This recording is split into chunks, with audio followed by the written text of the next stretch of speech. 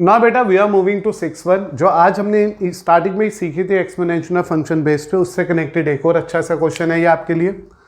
Eight present बेटा it is given that 2 की power 2x plus 3 plus 2 की power x plus 3 equal to 2 की power x plus 1। तो first of all we know that कि जब base same है, base है और पावर में ऐड है, तो हम इसे ब्रेक कर सकते हैं 2 की पावर 2x इंटू 2 की पावर 3, 2 की पावर x इंटू 2 की पावर 3, 2 की power x plus 1। Now to consider this very carefully, it can be also written as 2 की पावर x का होल स्क्वायर इंटू 8, 2 की पावर x इंटू 8, 2 की power x plus 1। अब मैंने late कर लिया कि जो 2 की पावर x है वो y है, तो it is 8y square, this is 8y equal to y plus 1। Is this okay? क्या किया मैंने? बहुत ही इजी हो गया होगा अब तो ये आपके लिए भी। हम लोगों ने नोट किया कि ये लिखा हुआ है 2 की पावर 2x प्लस 3, तो हमने लिख दिया इसे 2 की पावर 2x इंटू 2 की पावर 3, क्योंकि प्लस तभी आता है जब बेस में मल्टीप्लाई का साइन होता है। तो रिवर्स सोचना है, उल्टा सोचना है। ऐसे बेटा ये भी सेम उल्टा सोचा कि बेस 2 इंटू 2 होगा तो पावर x प्लस 3 का सम आ जाएगा, x plus 3 and so on. फिर हमने देखा ईच एंड एवरी पार्ट में 2 की पावर x चल रही है, तो मैंने 2 की पावर x को y मान लिया। अब ये आ गया 8y square plus 7y minus 1 equal to 0। This become our quadratic equation here. भाई 8y स्क्वायर, ये y इधर आके माइनस हो गया, 7y minus 1। Now to solve this further, 8y square plus 7y minus 1 equal to 0 है वो। 8 और 1 का मल्टीप्लाई माइनस में आएगा, और माइनस में आते ही ये कंफर्म हो गया कि जो हमें मिडल टर्म स्प्लिट चाहिए वो नेगेटिव से चाहिए, जो 8 माइनस 1 होगी। 8y square plus 8y minus 1 equal to 0। 8y common y plus 1 minus 1 common y plus 1 equal to 0। y plus 1 8y minus 1 equal to 0। या तो y की वैल्यू नेगेटिव 1 आ गई, या y की वैल्यू 1/8 आ गई। अब हम सभी को पता है कि अगर y की वैल्यू नेगेटिव 1 आ गई, ये जो यहाँ पे रिजल्ट आ रहा है वो आ रहा है y की वैल्यू -1 और y की वैल्यू 1/8। तो यहाँ पे हमें पता है y इटसेल्फ मीन्स 2 की पावर x इक्वल टू -1, 2 की पावर x इक्वल टू 1/2 की power 3। Please remember that the value of exponential term cannot be negative। Exponential term का आंसर कभी भी नेगेटिव नहीं आएगा, तो we have to ignore this one, हमें इसे यहीं पर इग्नोर कर दिया।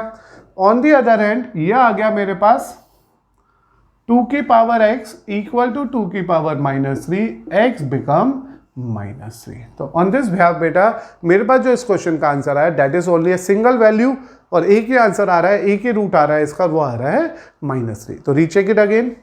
हम लोगों ने देखा ये 2 की पावर 2x प्लस 3 प्लस 2 की power x plus 3 equal to 2 की पावर x प्लस 1 है। 2 की पावर 2x इंटू 2 की पावर 3 लिख दिया, 2 की पावर x इंटू 2 की पावर 3 लिख दिया, 2 की पावर x प्लस 1 लिख दिया। फिर मैंने 2 की पावर x को y मान लिया, ये बन गया y स्क्वायर इंटू 8, ये बन गया 8 इंटू y, ये बन गया y plus 1। Then we get a simple quadratic equation, we simply factorise it. After factorising it we are getting 2 different values of y, one is -1 another is 1/8। As we all know exponential function कभी भी negative answer नहीं देगा, क्योंकि exponential function का answer हमेशा positive आता है। या ऐसा समझ लो 2 की पावर x का आंसर कोई भी वैल्यू x की डाल के देख लेना, कभी भी -1 नहीं आएगी, तो ये पॉसिबल ही नहीं है, we ignore it. And on the other hand जब मैंने इसके पावर्स बेस सेम करके पावर कंपेयर किया तो x की वैल्यू मुझे मिल गई -3। Class now we are moving to question number 7। देखो बेटा ये जो एक्सरसाइज हम सीख रहे हैं मिसलेनियस एक्सरसाइज बोली हम लोगों ने इसे, इसमें हर एक क्वेश्चन इतना डिफरेंट है, इतना इंपॉर्टेंट है कि तुम्हें हर क्वेश्चन में कुछ ना कुछ नया सीखने को मिल रहा है। और जो अब मैं क्वेश्चन की बात कर रहा हूँ या जिस टाइप पे मैं अब डील करूँगा, this is again a very good question from our quadratic equation, and it is one of the question जो रेंडमली सॉल्व नहीं होगा। आई एम सेइंग ये अचानक से सॉल्व होने वाला क्वेश्चन नहीं है कि आप रेंडमली सॉल्व कर लो, without trick, without logic, without concentration आप इसे नहीं सीख पाओगे। और मैथ्स में ऐसे बहुत सारे कंसेप्ट्स होते हैं, बहुत सारे टॉपिक्स होते हैं, बहुत सारी इंफॉर्मेशंस होती है जो आपको रिमेंबर रखनी पड़ती है क्वेश्चन को देखने के बाद। इसलिए बेटा इस क्वेश्चन को फोकस करो, ध्यान दो और केयरफुली इस पर अपना फोकस करते हुए सीखो। क्वेश्चन क्या है, देखने में क्वेश्चन बहुत ऑर्डिनरी लगेगा, ऐसा लगेगा क्या फालतू की बात है, तो सिंपल सॉल्व होने वाला है, लेकिन नहीं। Check it very carefully.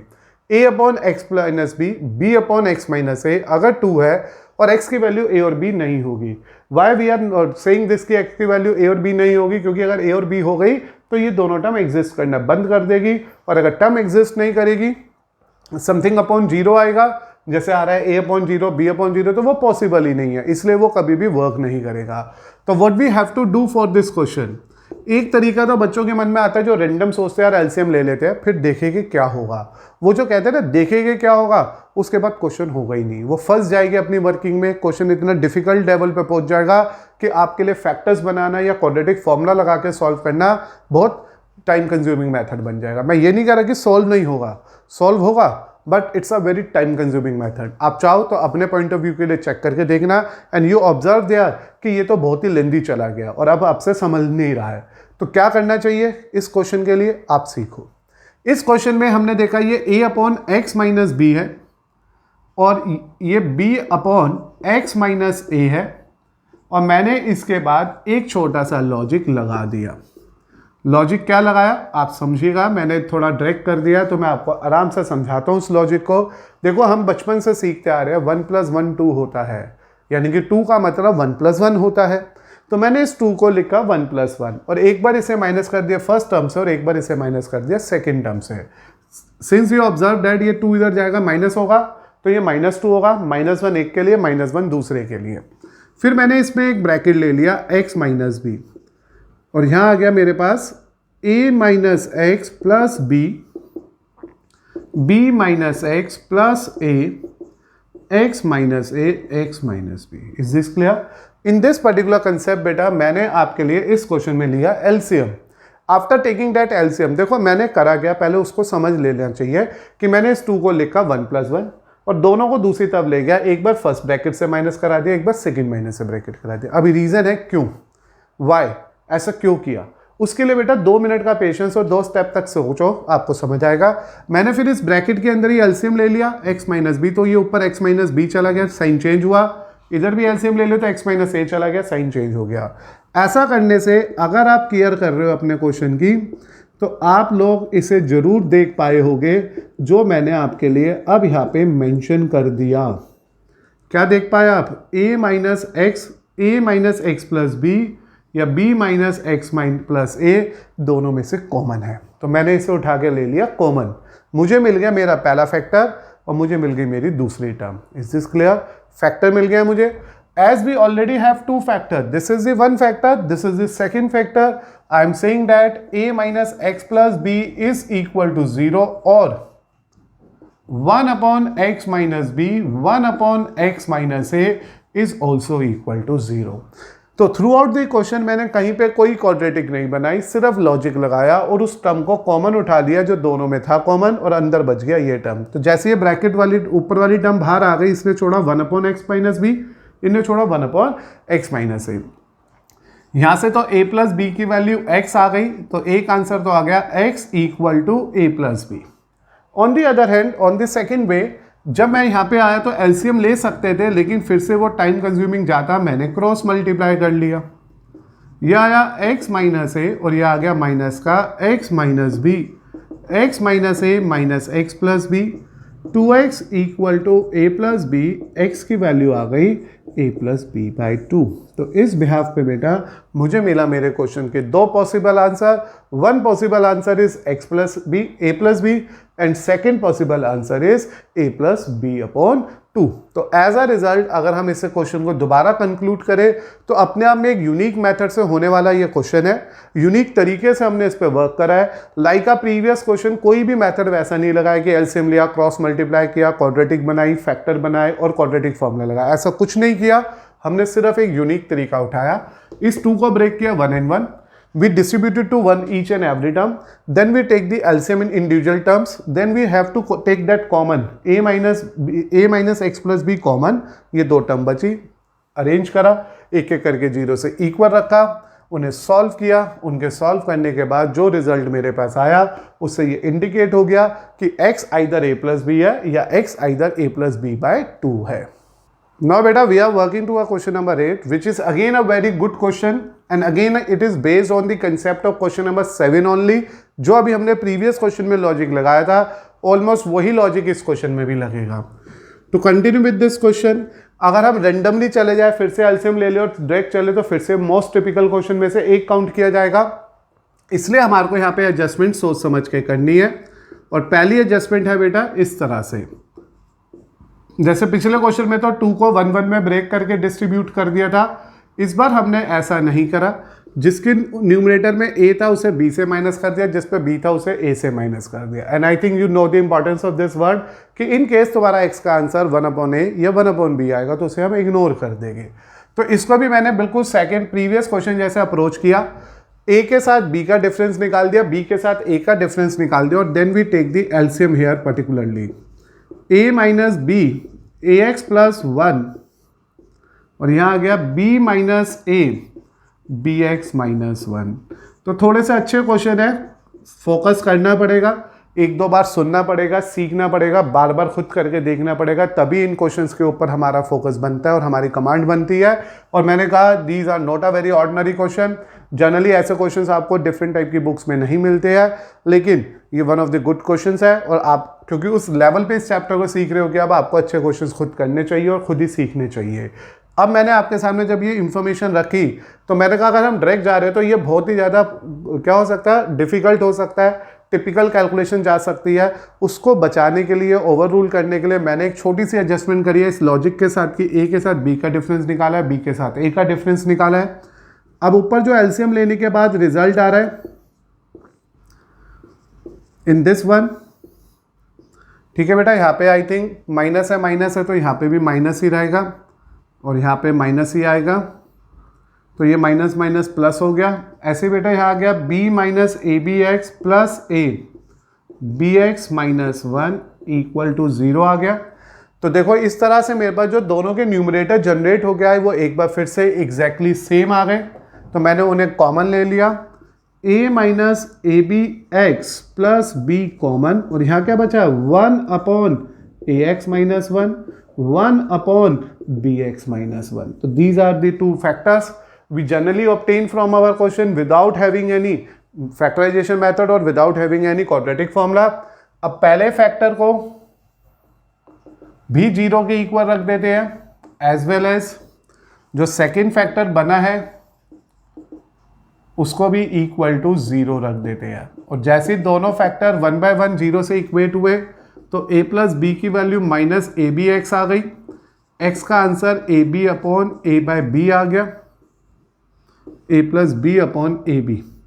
Check कर लीजिए प्लीज आराम से कि पहले तो इधर x वाली टर्म को उधर भेजा, उधर जाके प्लस की हो गई, फिर x निकालने के लिए a भी नीचे भेज दिया। ऑन दी अदर हैंड ये 1 अपॉन ए एक्स माइनस 1 आया, ये minus 1 upon b x minus 1 आया, b x minus 1 minus a x plus 1 हो गया, a x plus b x equal to 2 हो गया और मेरे पास जो x की वैल्यू आ गई वो 2 अपॉन ए प्लस बी आ गई। तो ऑन दिस बिहाफ बेटा we are in a position to say that कि मेरे पास हमारे क्वेश्चन के 2 पॉसिबल आंसर्स आ गए। एक पॉसिबल आंसर आ रहा है a plus B upon A b और दूसरा पॉसिबल आंसर आ रहा है 2 अपॉन ए प्लस बी, और none of the answer is match with this result. So मुझे कोई भी इग्नोर नहीं करना है, दोनों आंसर एक्सेप्ट करने हैं। तो रीचेक करते हैं आराम से। In a question 8 we also this is again one of the unique question और बहुत ही ईजिली वर्क करने के लिए हमने एक लॉजिक लगाया, a के साथ b का डिफरेंस निकाला और b के साथ a वाली टर्म का डिफरेंस निकाला, देन वी टेक एलसीएम, दोनों के न्यूमरेटर कॉमन आ गए बाहर, 2 फैक्टर्स बन गए, 1 बाय 1 उन्हें 0 से इक्वेट किया। इसको इक्वेट करने के बाद x उधर शिफ्ट किया, get the value of x, इसे इक्वेट करने के बाद क्रॉस मल्टीप्लाई किया, सिंप्लीफाई किया and again get the value of x। Hence we are getting 2 different values of x, one as a plus b upon A B and another as 2 time upon 2 upon a plus b। After completing that 8 question, now we are moving to question number 9.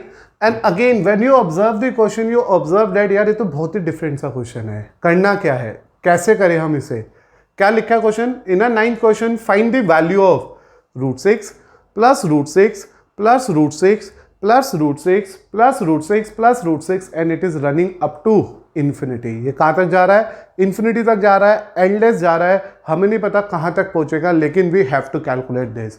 If you consider the question again and again, you are again observe that ये तो same ही चल रहा है। लेकिन बेटा आप ध्यान से सुनो, ये वन ऑफ द क्वाड्रेटिक का क्वेश्चन है जी, ये भी क्वाड्रेटिक इक्वेशन का ही क्वेश्चन है, और इसको कैसे टैकल करना है, इस पर कैसे वर्क करना है, उसके लिए छोटे से लॉजिक के साथ सीखना स्टार्ट करो। आप सबसे पहले मानो कि ये जो गिवन क्वेश्चन है जिसकी हम वैल्यू निकालने जा रहे हैं, हम उसकी वैल्यू को x मान लेते हैं, और इस पे ये x मैंने इसको सपोज कर लिया, जो इसे इन्फिनिटी तक √x के सम का रिजल्ट चाहिए, और ये √x इन्फिनिटी तक लगा हुआ चल रहा है। Is this clear? तो जब भी कभी रूट वाले क्वेश्चंस ऐसे दिखे, आप अपने क्वेश्चन को सॉल्व करने के लिए x मान लो। x मानने के बाद अब आप इसकी स्क्वायरिंग करो, just to make the squaring, जिससे कि पहली टर्म रूट फ्री हो जाए। तो यहाँ आ गया x², और ये पहले वाला रूट गायब हो गया, आ गया 6, then √6, then √6, then √6 up to infinity. बस अगर आप यहाँ से यहाँ पहुँचना सीख गए तो क्वेश्चन आपका, और अगर यहाँ तक कन्फ्यूजन रह गई तो क्वेश्चन समझ नहीं आएगा। तो एक बार दोबारा से सुनो, मैंने कहा this is the one of the question जिसमें लिखा है √6 प्लस √6 प्लस √6 प्लस √6, और ये जा रहा है इन्फिनिटी तक। We need to consider our question as x, क्योंकि जो वैल्यू मुझे निकालनी है मैंने उसे x माना, और मैंने उसकी स्क्वायरिंग कर ली। जैसे ही मैंने स्क्वायरिंग करी, x की स्क्वायरिंग तो x² दे गई, इसकी होल स्क्वायर करते ही पहला रूट कट गया, तो फर्स्ट रूट जैसे ही गायब हुआ ये 6 आया, और अंदर वाली टर्म ऐसे ही चल रही है। अब क्या करना है, बस अभी तो क्वेश्चन खत्म होने के पॉइंट पे आ गया है। तुम कहोगे हमें समझ नहीं आ रहा, आप कह रहे हो खत्म होने वाला है, ऐसे क्यों? तो ध्यान देना है ना, आप लोगों को ध्यान देना और बताना है ये क्या लिखा हुआ है। तो हमें ये दिखाई दे रहा है बेटा √x plus √x plus √x plus √x, क्या ये वही तो नहीं है जिसका आंसर निकालना है? तो ऑफकोर्स वही है, क्योंकि इन्फिनिटी में एक टर्म आना या एक टर्म कम कर देने से कोई फर्क नहीं पड़ता है। तो जब मैं इस पूरी टर्म को दोबारा से चेक कर रहा हूँ, वो तो x है, हम नहीं माना था x, तो मैंने इस पूरी टर्म को x मान लिया है। Is this clear? चेक कर लेते हैं। मैंने कहा इसकी वैल्यू निकालनी है, x माना, स्क्वायरिंग करी तो ऊपर वाला रूट गायब हो गया, ये आ गया x² equal to 6 plus x। तो नाउ बेटा when we go for the simplification of this, it is x² minus x minus 6 equal to 0। तो यहाँ पे मिला मुझे one of the quadratic equation, x² minus bracket बड़ा सा -6, क्योंकि 6 नेगेटिव है, बीच में माइनस, फैक्टर में चाहिए 1, तो मिडल टर्म स्प्लिट हो गया, आ गया 3 and 2। x² minus 3x plus 2x minus 6 equal to 0। x common x minus 3, 2 common x minus 3 equal to 0। अब आ गए यहाँ पे मेरे पास दो choice, either we are say that x minus 3 0 होगा, और we are saying that x plus 2 0 होगा। या तो x की वैल्यू 3 आ गई या x की वैल्यू -2 आ गई। अब प्लीज़ इतनी बार याद रखना, जब भी कभी हमारे क्वेश्चन के अंदर स्क्वायर रूट होता है, हमारा आंसर नेगेटिव नहीं हो सकता। The square root function of our question never have negative value, तो मैंने इसे इग्नोर कर दिया। अगर आप याद रख सकते हो इस बात को तो therefore there is a answer 3। अब वो कहेंगे यार अगर हम याद नहीं रख सकते फिर क्या? तो फिर कुछ नहीं है, फिर हमारे पास ये टर्म है। हमने यहाँ पे अभी कहीं पे ये देखा था कि ये √6 प्लस √6 प्लस √6 की वैल्यू निकालनी है। अगर मैं यहाँ से इसमें वैल्यूज पुट करनी शुरू करूँ, चेक करनी शुरू करूँ, तो देखो ये कहीं ना कहीं ऐसा लिखा हुआ है, जस्ट टू रिमेंबर डैट कि ये 6 है, और ये 6 प्लस √6 प्लस √6 है, तो ये इन्फिनिटी तक है बेसिकली। तो ये x equal to 6 plus x लिखा हुआ है, ठीक है। तो जब मैं यहाँ पे -2 डालूंगा तो इधर तो -2 आएगा और इधर प्लस का 4 आएगा, जो कभी भी स्क्वायर रूट में पॉसिबल नहीं होता है। तुम कहोगे नहीं स्क्वायर रूट तो प्लस माइनस दोनों आते हैं, वो तब आता है जब हम फैक्टर्स बना रहे हो। यहाँ पे फैक्टर नहीं है, यहाँ वैल्यू निकल रही है। तो please remember that the value of square root function can never be negative, इसलिए हमारा आंसर इसका पॉजिटिव आएगा 3। तो जब भी कभी स्क्वायर रूट का क्वेश्चन आ रहा है तो तुम्हें सिर्फ पॉजिटिव आंसर पे डील करना है। अब मैं एक छोटी सी ट्रिक सिखाता हूँ इस क्वेश्चन को ओरली करने के लिए। जब भी कभी आपको ऐसा क्वेश्चन दिखाई दे जाए जैसे √6 प्लस √6 प्लस √6, याद रखना बेटा इसमें जो ये नंबर चल रहा होगा ना, ये हमेशा दो प्राइम फैक्टर का, कॉन्जिक्यूटिव प्राइम फैक्टर का मल्टीपल होगा। It is always a multiple of two consecutive prime factors. Prime number के कॉन्जिक्यूटिव मल्टीपल, या प्राइम नंबर नहीं भी होगा तो दो नंबर का मल्टीप्लाई होगा, या कॉन्जिक्यूटिव नेचुरल नंबर का मल्टीप्लाई होगा। अगर सब में प्लस चल रहा है तो तुम्हारा आंसर बड़े वाला आएगा, और सब में अगर माइनस चल रहा है तो तुम्हारा आंसर छोटे वाला आएगा। Is this clear? मैंने कहा अगर सब में प्लस चल रहा है तो आंसर बड़े वाला आएगा, और माइनस चल रहा है तो आंसर छोटे वाला आएगा। इस बात को ऐसा चेक करो। ये तो आई गया मेरे ख्याल से समझ। अब देखो, मान लो क्वेश्चन होता है √6 minus √6 minus √6 up to infinity, तो हम x मानते, हम जल्दी से स्क्वायर कर रहे हैं तो ये वैसे ही आ जाता, और ये इस तरह से प्लान कर लेते हैं। ये मैं 2 स्टेप थोड़ा जल्दी बता गया हूँ। मैंने कहा मान लीजिए ये अलग से एक क्वेश्चन है, क्वेश्चन नंबर 10, ठीक है। इसमें क्या है कि मुझे वैल्यू निकालनी है √6 minus √6 minus √6 up to infinity. तो मैंने इसे x मान लिया कि मुझे तो सॉल्व करना था √6 minus √6 minus √6 up to infinity. मैंने इसे x माना, स्क्वायरिंग करी, उसी की तरह सोचा, और ये रिजल्ट आ गया। और यहाँ पे फैक्टर बनाए, क्योंकि you are having a command on factors right now, तुम्हारे को फैक्टर बनाने आते हैं।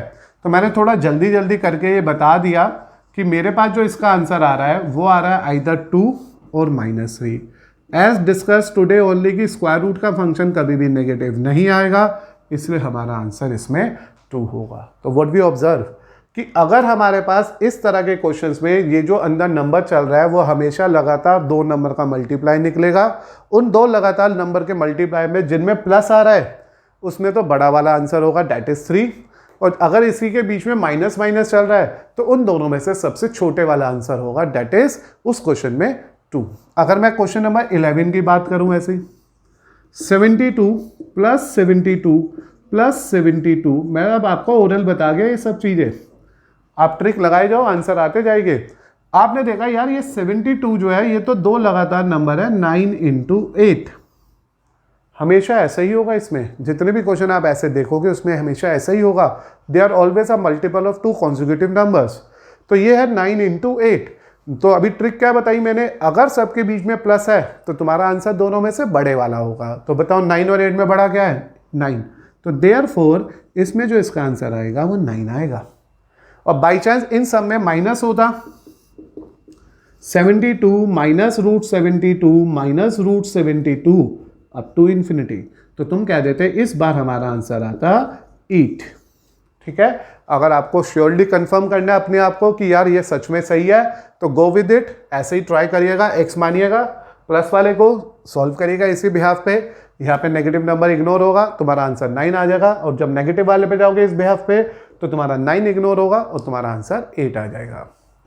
सो बेटा मेरे को उम्मीद है आज के जो मैंने डिफरेंट 4 टाइप के क्वेश्चंस आपके साथ डिस्कस किए वो आपको अच्छी तरह समझ आ गए होंगे।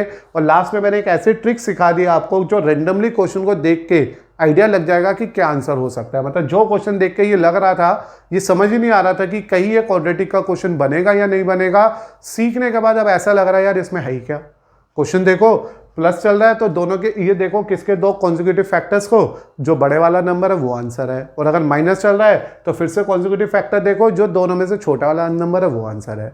तो इसी तरह से जब आप ध्यान दोगे पूरे इस लेक्चर में तो आपको बहुत कुछ सीखने को मिला होगा, और इंपॉर्टेंटली आपने उन सबके नोट भी बना लिए होंगे और रिमार्क भी लिख लिए होंगे। और याद रखिएगा जब भी पेपर देने जाए, अच्छे लेवल के पेपर देने जाए, तो इन रिमार्क को, इस लेक्चर्स को रीचेक करके जाए, अपनी इंफॉर्मेशन को दोबारा पढ़ के जाए, जिससे कि आप इस तरह के ट्रिकी क्वेश्चंस को सेकंड्स में खत्म कर दें।